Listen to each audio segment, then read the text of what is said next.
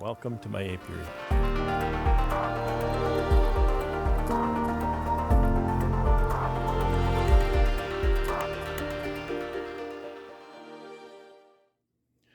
Good morning from the wood shop. Today is going to be some wood shop work, except it's not going to be in the wood shop. Wood shop is kind of full and not much room in the wood shop. It's not a very big place, and I have a whack of plywood to cut up. So I'll show you here. You're not going to be able to see me, but you see that lift of plywood there? There's 41 sheets of plywood there, and they all need to be ripped up. I don't relish the idea of hauling each sheet of plywood in here by hand, ripping them across a table saw. So we're going to try something different. I have a buddy coming today, and he has what you call a track saw. I'll show you how it works when he gets here. And so we're going to rip them up outside. I hope the weather holds. They say we might get some snow, might get some rain. It's such a weird winter. It's been 30 below and minus 20s and everything. And today it's going to be 2. So we're going to try to work outside. We're going to try to rip all that plywood in place pretty much. I'll maybe make a temporary table out of pallets or something. But that's what we're going to try to do. So I'll show you how that works as we go. Post it later.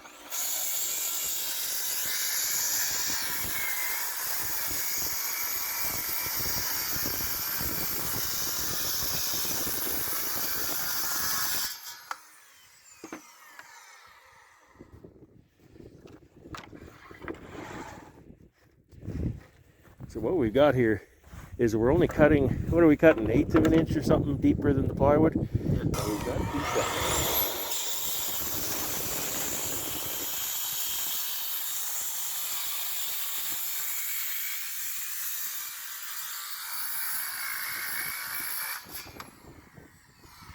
We've got a piece of polystyrene here, and we can just make a little score in that, no problem. Works pretty good. The water hitting the ground, running off the roof. So that means it's warmer than 0°C. And not because it's sunny either, because it's not sunny and it's a little breezy, but it's warm. A couple degrees, maybe 2, something like that. So during that warm day, Jared and I cut up 43 sheets of plywood here. All up in pieces that I can handle with the tractor, and I'll get them in to the shop and finish the cutting and sizing on the table saw. But for right now, I'm just going to get them put away. It's a lot of plywood, isn't it? Expensive stuff. I'll get them put away so they don't get too wet. Of course, they're wet already, aren't they? And cut them up another day. It sure is nice to have help. Very pleased, very blessed, very glad to have the help. This is the most impressive looking pile.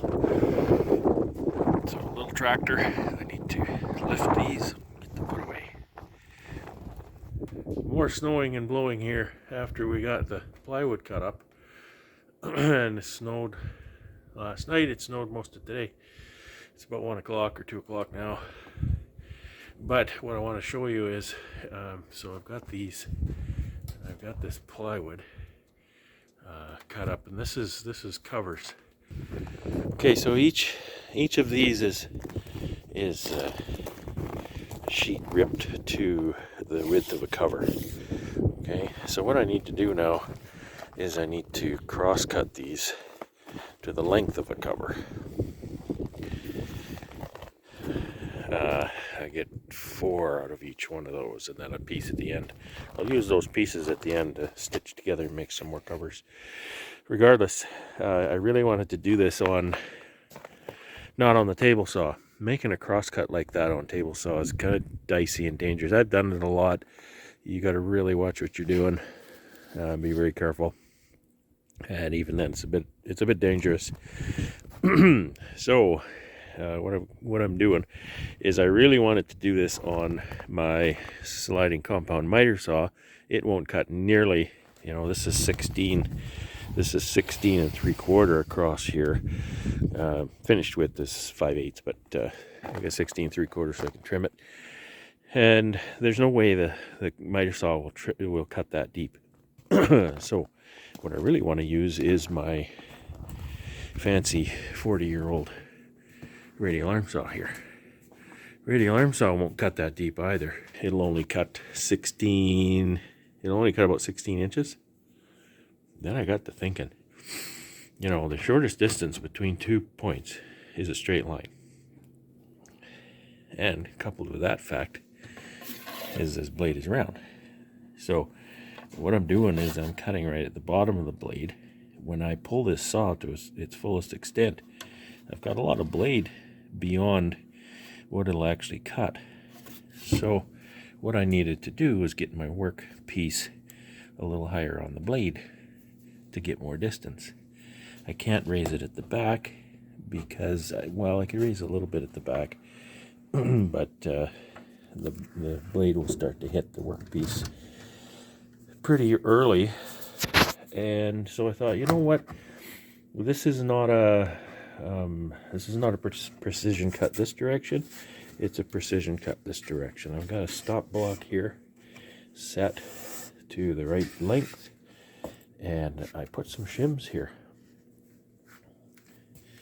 So I put some shims here to hold it up at an angle, and that allows the radial arm saw to cut that right off. And I can cut all of these on my radial arm saw now. I'm so happy about that because it'll be a whole lot less work.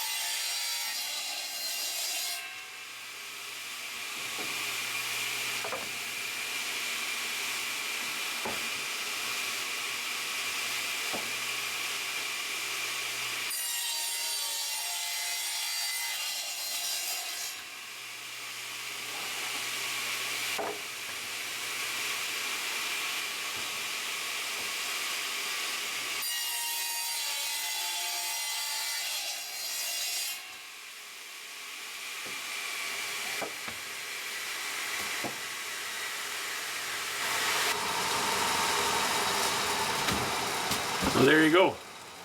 I'm very happy to be able to do that. It's going to speed up my project a lot, and I get to use my favorite saw. Maybe the novelty of this thing is not worn off yet, but I shouldn't say favorite in the presence of my saw stop because I love that saw too.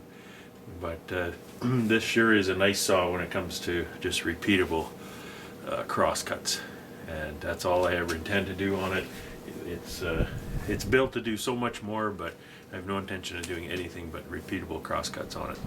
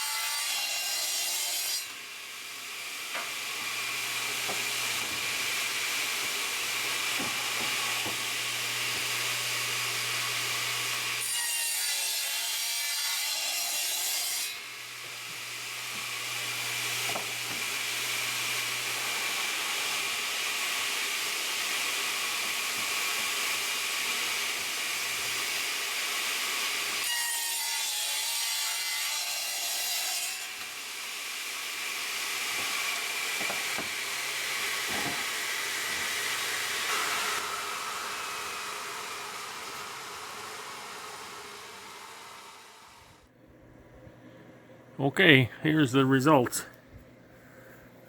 Got all of the plywood cut up here for covers. These are sort of pallets too. They're not wide enough. I'm gonna stitch those pieces together. They're just offcut, so I want to preserve that lumber. It's expensive enough. These are offcuts of offcuts, so they're getting smaller as you go, but I can also put, they're about 13 inches wide. I need about 16 and a half for a lid, so I can stitch two of these together, make another cover out of these, so I'll get that many more. I think there's 20 of them there, and you know, I might get 12 or 15 covers out of that. So we're getting there. I still have some big pallet pieces in the shed to cut up, but this is all the cross-cutting on the radial arm saw. Everything else gets done on the table saw. I'll get everything else cut up and then start assembling. Won't be long now.